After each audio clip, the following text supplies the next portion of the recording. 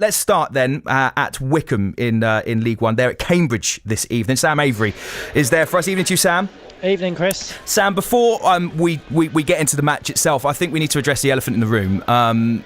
Saturday, you travelled to Morecambe and you took the Three Counties car, which left Treasure Quest carless for the journey. There's been a lot been said on the radio. Is there anything you'd like to add to that at all? I cannot apologise enough to the Treasure Quest team, to the Treasure Quest listeners. I mean, Danny Fulbrook described it as Grand Theft Auto by the 3CR Sport team, so I don't think I can add much more than that. Oh man, well look, it was an honest mistake and everyone forgives you, Sam. It's a total fine thing to do. And anyway, they will have a car for this weekend. It's already booked out, so I've seen. Anyway, look, let's forget about that. Let's put that all to one side. Let's focus on the football because it's more important. And it is really important for Wycombe this evening. Really been struggling to get some results. Could really do with a result this evening. But moving back to Saturday, frustration again. Yeah, real frustration. When you come up against a side who haven't won in 10 games, you expect to go there and probably get 3 points. I mean, it was do or bust on Saturday for Morecambe. I think if they'd have lost to Wycombe, or even probably got a point, that would have seen them pretty much relegated. Wycombe went there should have been going there full of confidence to pick up the 3 points. But it was such a cagey game. For a game that both sides really needed to win, it was really cagey until the final 10 minutes, and then it completely opened up. And you're thinking, well, one of these two sides are going to win it, but who's it going to be? And Morecambe got the winning goal either side of 2 really good chances for Wycombe, so it could have gone either way. But I think the frustration from Wycombe fans was directed at the first half performance, because Wycombe dominated possession but didn't really lay a glove on the Morecambe goal. No real clear-cut chances, and it goes back to what I've been saying all season. When Wycombe have possession and they have more possession than the opposition, they really struggle to break them down, and Saturday was a prime example of that. Tonight they face a Cambridge United side, as you mentioned at the beginning, that they've been picking up results of recent. They're down there fighting out in the relegation zone. Wycombe get a result tonight. It's actually doing MK Dons a favour, as Luke mentioned as well. So this isn't going to be as straightforward as some people may think on paper. No, not at all. I mean, you look at Cambridge's last few results. I mean, they beat Peterborough here at the weekend. Peterborough obviously going well, competing with Wycombe for the playoffs in what was a derby game. And then before that, they drew 1-1 away at Bolton, which is a great point for Cambridge, and actually for Wycombe, to be honest, as well. So Cambridge have done Wycombe a few favours with some of their results in recent weeks. They've been picking up some unlikely results, but massive ones with regards to their battle against relegation. I mean, they're level on points with Oxford, just outside the relegation zone now.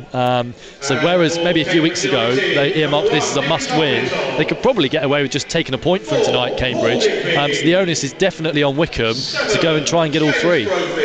If Wycombe do end up losing this evening, do you think that the playoff chances are definitely gone at that point?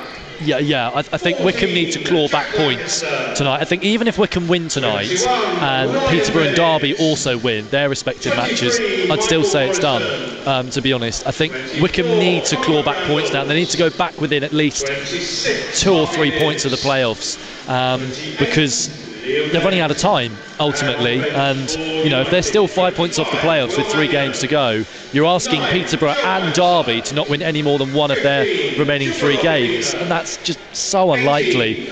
So they need to win tonight and rely on other results elsewhere. I mean, they've got to at some point between now and the end of the season. Peterborough and Derby can't win more than a couple of games between now and the end of the season, because Wycombe, as you said earlier, are 5 points off the playoffs. So as I say, they have to win tonight and hope that they can gain ground somehow.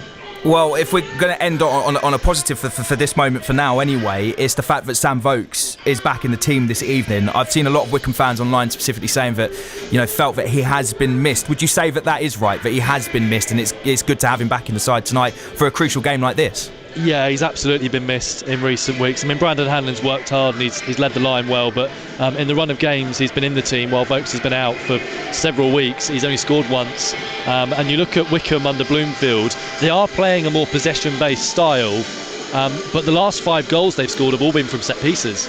They still look most dangerous putting crosses into the box and from set pieces, and if that's where you're most likely to score goals, then you need Sam Vokes on the pitch. And he's also shown good form in recent years against Cambridge. He's got 3 goals in his last 2 against Cambridge, including a brace when the 2 sides met here around this time last year, so he'll be buoyed for this fixture again tonight.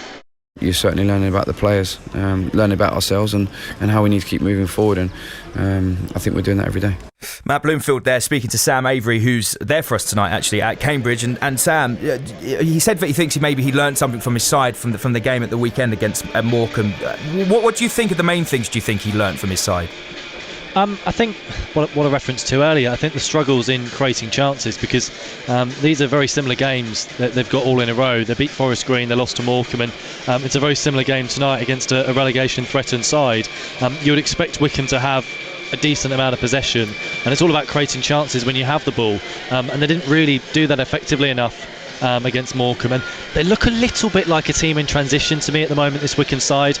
It's very clear now that Matt Bloomfield wants to implement a more possession-based style to this Wycombe side, and it's obviously not going to happen overnight. I mean, this is a Wycombe team that have played a very different way under Ainsworth for years, so obviously it's going to take time to adapt. But as I said, they seem like a team in transition. I mean, prime example on Saturday, Wycombe press high, Josh Scowen wins the ball, and instead of playing an incisive pass to TJ Jabari, who'd made a decent run, he turns back, gives it to the fullback to try and put a cross in, and that's where I think they're caught in two minds between playing under Bloomfield and playing under Ainsworth. So I think they're still trying to adapt to the way that Bloomfield wants this side to play. He wants them to keep the ball and create chances using the ball on the floor, which is fantastic when it comes off, but it's not coming off enough so far, naturally, because they're still adapting to it.